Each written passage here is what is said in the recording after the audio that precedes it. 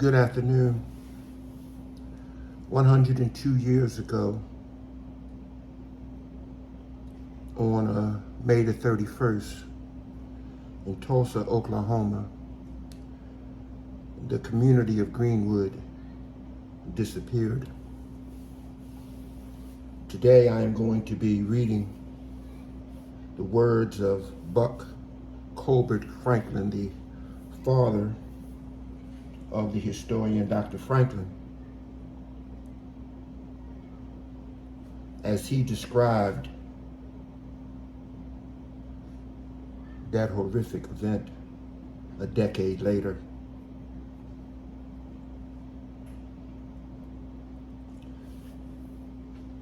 The Tulsa race riot and 3 of its victims. It was in the months of October 1917, and the leaves were browning on the trees and the grass had taken on a golden hint. A mighty crowd had gathered from all around McIntosh and the adjoining counties and had congregated in the little town park near the depot at Eufaula, Oklahoma. The man in charge of the meeting, a white gentleman, arose on the speaker's stand and said, "Fellow citizens, I'm happy to have the privilege of introducing to you the speaker of the hour. Many, if not all of you, know of him. He practiced his profession here in our little city for several years and had the esteem and respect of both the bench and the bar. He has become so very greatly interested in the prosecution of the war against the German government until he has actually, for the time being, forsaken his own personal business and at his own expense, is traveling all over the state and speaking in our campaign for the sale of the present Liberty bonds. He is also urging the young men of his race to enlist in the service of our common country. I take the pleasure, therefore, in presenting Attorney Colbert Franklin. I spoke in part of the follows: Master of Ceremonies and fellow citizens, we are met together here for a threefold purpose. Namely, to impress upon you the importance of buying as many of these 4 Liberty bonds as possible, to urge upon you young men the imperative necessity of immediate enlistment, and to bid farewell to those splendid young men who are soon to entrain. We who are too old to enlist or who are exempted from enlisting for any other cause should remember that it is both our moral and financial duty to see to it that these young men and others like them shall not want for anything while over there fighting our battles. Young men, you are here in answer to your country's call to duty. Yours is an honorable heritage. Yours is a remarkable reputation to uphold and defend. You have come from the loins of a race that has never produced a traitor nor a coward when summoned in the defense of this nation and its flag. It is gratifying to note that the spirit of comradeship already in evidence here, and to see the smiles with which your faces are wreathed. A few days ago, I attended a similar meeting, the difference being that the other gathering was composed of all white people except myself. At the other gathering,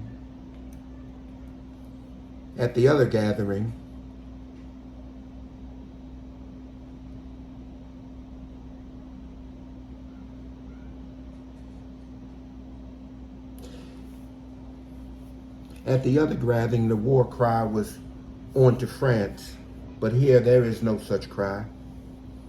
As I look into your faces, I divine your thoughts. Your cry is "On to Berlin." When I finished my little speech, a young colored couple made their way through that vast throng to the speaker's stand. The young man was dressed in a uniform of his country. He spoke to me. "My name is John Ross, and this is Mrs. Ross, my wife. I understand that you are from Tulsa." My home there too, although I have not spent very much time there for the past 3 years or more. I am very glad to meet you both, I said, continuing. May I ask you, Mr. Ross, where have you been? I know your mother quite well. I left home in the early spring of 1914, and by midsummer of that year I was in Europe. I had the wanderlust. I was adventurous and wanted action. I succeeded in joining the British Army. I got plenty of action and adventure. Then I quit the Army in August of 1916 and returned to this country. I again enlisted for the service in New York last January, and I've been stationed there ever since. I secured a leave of absence a few days ago to visit Mother. Within 30 days, we are all to sail for Europe. I mean, my company. Mrs. Ross would live with Mother until the war is over. And so young Ross returned to Europe and fought for his country until the armistice was signed. Over there, he, like hundreds of his buddies, was simply a cog in the great machinery of war. He did his bit in comparative obscurity. He was known only to a few. Providence was kind to him, and he, like a few others, just a few others, returned home sound in mind and in body. Life, sorted at times, is made up of these many changes and vicissitudes. And so the sheen shifts back to Tulsa. It is now May 31st, 1921. The day is just beginning. Sweet-throated birds wobble their songs of joy in the treetops, fanned by the refreshing zephyr, and the dew sparkles upon the grass like countless little diamonds, and Old Soul rises above the eastern horizon, and shining in all of its resplendent glory, thrusts his myriad rays upon the busy world below. An unbroken stream of pedestrians, male and female, pass down Greenwood Avenue.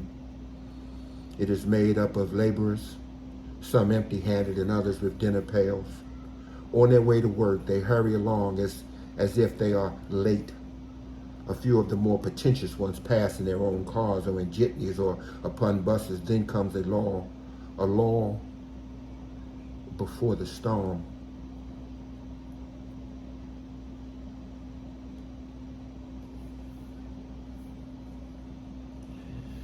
It is now 11:30 a.m. of the same day, and the first edition of the Tulsa Daily Tribune is out. The newsies are hawking their wares. Listen, Tulsa Daily Tribune, mister, all about a Negro assaulting a white girl. Read about it, Tribune, mister. And so thousands of people buy the Tribune and scan its pages for the article about the alleged assault. And they find it tucked away in a small space on one of the inside pages of the paper.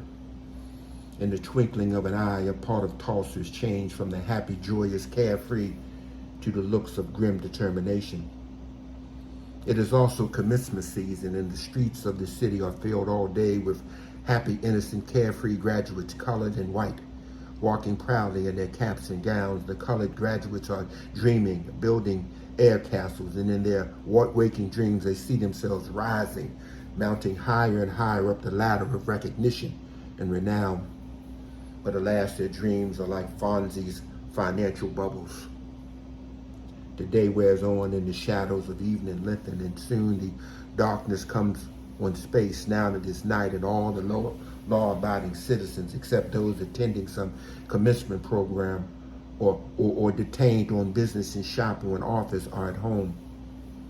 Possibly a few are out with their families for a drive in the cool of the night. The night grows a little older, and a few shots are heard in the distance. One first thinks it's fire signals. The night grows older, and the shooting increases and becomes less intermittent. One becomes, by a peculiar working of one's mind, slightly disturbed and distressed. One mind goes back to that news article about that purported assault, and then still further back, about a month, to the lynching of that white man in West Tulsa. This white man was taken from the Tulsa County Jail by the mob and hung, I believe, to a telephone pole. My mind becomes thoroughly aroused. I had an unusually hard day of it at court and in my office. By noon, I had finished the trial of the land case that had begun 2 days before. I had spent the entire afternoon briefing a lawsuit docketed for trial the following week, and so I retired rather early but the shooting continued.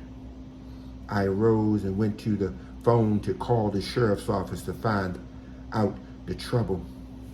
I could not make the connection.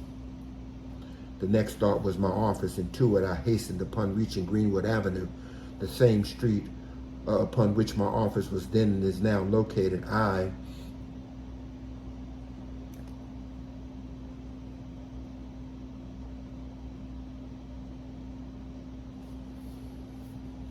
I found the street congested with humanity and vehicles of all kinds and descriptions. Everybody except the businessmen were running about excitedly. The businessmen remained in their places of business looking distressed and deeply concerned. Pushing and elbowing my way through the crowd, I finally reached my office. Again, I tried to call the sheriff's office, and again I failed to get the connection. I was puzzled. I, of course, knew that there was trouble, that a race riot or a race war, as it was afterward proved to be, was in the making, and that it would soon be in the midst of a great catastrophe if something was not done at once to avert it. I went down upon the streets and tried to get the heads and tails of things. I found no one in any mood to talk with me about the trouble except a few of the businessmen, and they could tell me nothing and knew nothing that they could do or assist me in doing. We had not organized for such an emergency. No one could reach the sheriff's office, and no one knew where he was. I started to town, but I did not get very far before I concluded that such a move was both foolish and suicidal. I could do neither myself nor anybody else any good by attempting such course, so after remaining on the streets for an hour or so, I returned to my room. I slipped out of my top shirt and laid down and tried to think. Sleeping was out of the question. I soliloquized, here I am, peaceful and law-abiding citizen. I have harmed no one, yet like thousands of others of my race here, and yet I cannot now walk the street upon a peaceful mission in safety. This seemed hard to me. You see, I had never been in a mob before. Up to then, I knew absolutely nothing about mob psychology. Since becoming a man, I have always kept busy and never had an occasion to study the mob spirit. I had thought foolishly, I suppose, that a peaceable, law-abiding citizen could go wherever he had business upon the streets. I was rudely disillusioned. About midnight, I arose and went to the north porch of the second floor of my hotel, and looking in the northwesterly direction, I saw the top of a sandpipe hill literally lighted up by the blazes that came from the throats of machine guns. And I could hear the bullets wheezing and cutting the air. There was shooting down in every direction, and the sounds came from thousands and thousands of guns were deafening. When the eastern sky reddened, announcing the approach of day, I was still standing on the upper porch thinking. And how different was the coming of this day from that of the day before. Now, and I'm reading the transcriptions online, hence the break. Now one could see no stream of laborers passing down Greenwood Avenue, happy and carefree as on the morn before. No birds warbled their sweet songs, or if they did, their voices were hushed in a din of battle. The grass was wet again with the morning dew, and the sun rose again to travel the path known to its feet since time began, but neither had any charm on that morning for the sons of Ham and Tulsa. I went from the front porch into the bathroom and washed my face, and thereafter went into my room and dressed. I left the building of my office. As I reached the sidewalk, a shrill whistle sounded from the direction of a sandpipe hill, and then immediately thereafter, 5,000 feet it seemed were heard descending that hill in my direction. Oh, they rushed, whooping to the top of their voices like so many cowboys, firing their guns every step they took. I quickened my pace, cutting across vacant lots and dodging behind buildings. I finally reached Frankfurt Place, about the middle of the 300 block.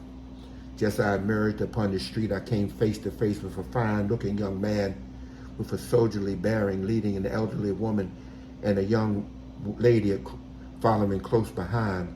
I knew Mother Ross, but at the time did not recognize the other two. "Hello, Lawyer Franklin," the young man spoke between clenched teeth.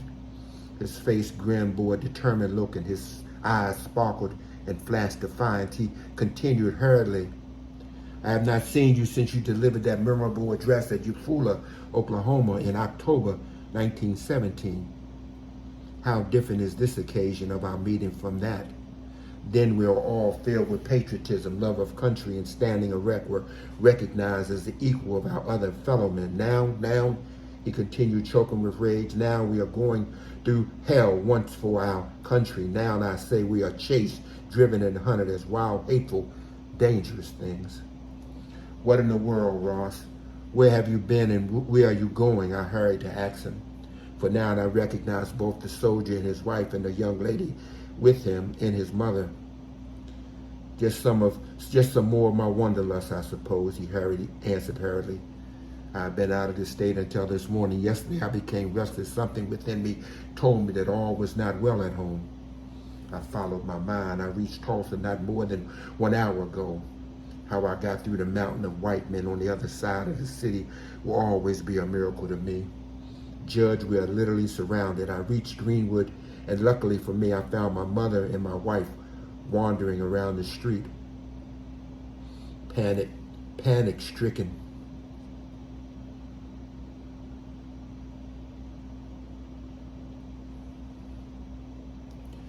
Panic-stricken in terror, they fled from home. I'm going back to defend it or die in the attempt." And without another word, he grabbed his aged mother in his arms and fled on towards his home. When young Ross and his family left me, I pushed on towards my office, and on the way I thought of those stirring words of our war president. "We must fight to make the world safe for democracy." I repeated those words aloud, and they sounded like hollow mockery. They seemed to have rattled like those dry bones in the valley spoken of in the scriptures. I thought too of that other saying found in the scriptures: "He saved others, but himself he cannot save." That saying seems so applicable to my race. We've saved others any number of times. We've saved or helped mightily to save this nation from the enemy upon countless battlefields, and now young Ross and I and the whole race were unable to save ourselves. The thought was bitter. It chided me and made me feel ashamed. Then my face burned with anger. But what could I do? I was unarmed, and I did not even have a pocket knife. I was not looking for such as was happening all around me, and therefore unprepared. My thought perverted to Ross again, and my bosom swelled with pride and hope for the race. Here was one young man who regarded it as his solemn duty to die, if needs be, in the defense of his home, for the protection of his fireside. There must be others like him who think to lose their lives in such an undertaking that they find themselves again in greater abundance. Surely any man who fights to protect his home and fireside from pollution and desecration of barbarians and infidels is doing the will of the Master. I reached my office in safety, but I knew that safety would be short-lived. I now knew the mob spirit. I knew too that government and law order had broken down. I knew that the mob law had been substituted in all of its fiendishness and barbarity. I knew that the mobbists cared nothing about the written law and constitution. And I also knew that he had neither the patience nor the intelligence to distinguish between the good and bad, the law-abiding and the lawless in my race. From my office window, I could see planes circling in midair. They grew in number and hummed and darted and dipped low. I could hear something like hail falling upon the top of my office building. Down East Archer, I saw the old Midway Hotel on fire, burning from its top, and then another and another and another building began to burn from the top. What, an attack from the air too? I asked myself. Lurid flames roared and belched and licked their forked tongues in the air. Smoke descended from the sky in thick black volumes amid all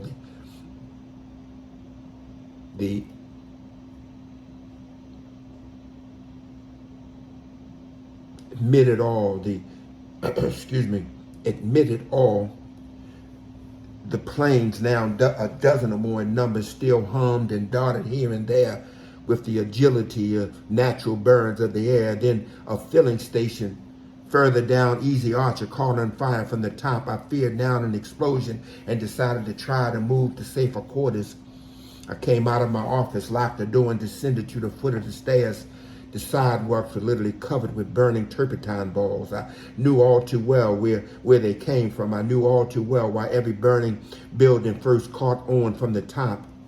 I paused and waited for an opportune time to escape. Where, oh, where is our splendid fire department with its half-dozen stations, I asked myself. Is the city in conspiracy with the mob?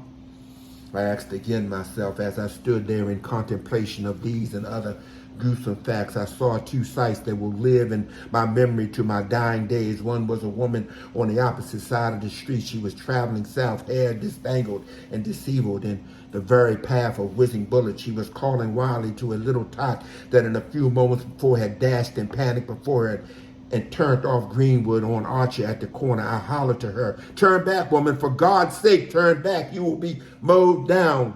Never turning her head, she answered as she hurried on, "I must follow my child."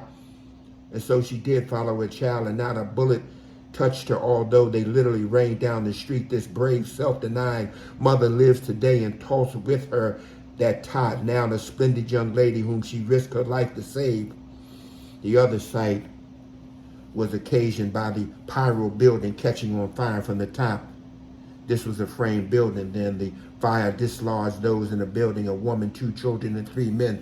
They emerged in wild confusion and came in my direction. The little children, they were both girls, outran the others and passed the place where I was standing with the speed of the wind. The woman ran across the street and into the foot of the stairs of my office building, right where I was standing, and fell upon her knees and commenced to pray, totally oblivious of my presence. I don't think she ever saw me. In such a prayer, she asked God to save her and her children from whom she had just been separated. This prayer was uttered over and over. I'm unable to say whether that prayer was answered or not. I lived in Tulsa continuously ever since that memorable morning, but I've never seen that woman since. I know I would know her if I were to meet her even today. The 3 men, one of them lugged a heavy trunk on his shoulders, were all killed as they were crossing the street, killed before my very eyes. Killed before my very eyes.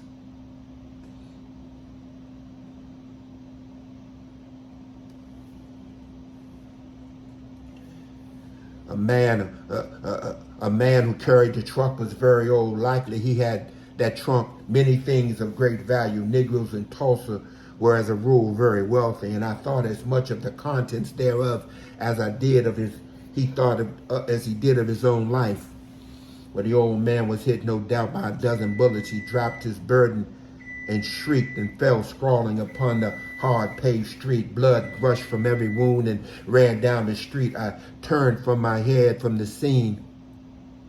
From every direction except the north, we were surrounded, and the mob was closing in upon me. Across the street, directly in front of me, stood the Gurley building, property of a very wealthy and up to that time a very influential colored man. I heard shots fired from behind that building, and I heard angry, profane voices saying, "Get out of here, Gurley, you black son of a bitch." I saw the opening to move on, and so I sped north out Greenwood Avenue. About 100 yards out of the way, I was joined by H.I.H. Spears, another colored attorney, and we proceeded on together. I thought that I could make it back to my hotel and find a gun of sort there in some of those rooms at the intersection of North Greenwood and Easton, the point of which I intended to turn west. I looked across my left, and there in a stone's cast stood the Ross residence, burning from the top. On the front porch stood Mother Ross with outstretched and trembling hands, begging a mob that was approaching from the northwest to spare her home and family. Evidently, she had not then discovered her house was on fire. From within, I could hear the report of some high-powered rifle. I remembered the words of young Ross that morning, and I knew that he was making good his threat. Every time there was a report of a gun from within, one of the members of the mob would fall, never to rise again. I somehow felt happy. I cannot explain that feeling. I never felt that way, nor since. I looked north and directly stood in front of us 1,000 boys, it seemed, with guns pointed at our heads. They commanded us to right about face. Then one half-starved ruffian came forward to search us. Finding no weapon, he started to take my money. As I barked, this was the last straw. I had endured about all I could, and I decided that then and there to die if necessary, before I would be robbed by that bunch of hungry outlaws. I've always thanked God that none of the other members of my family were in the city. My wife and 3 children were down on the farm 100 miles away, and my oldest child, a daughter, was in college in Tennessee. The next day, I got a chance to root her away from Tulsa on her trip from school.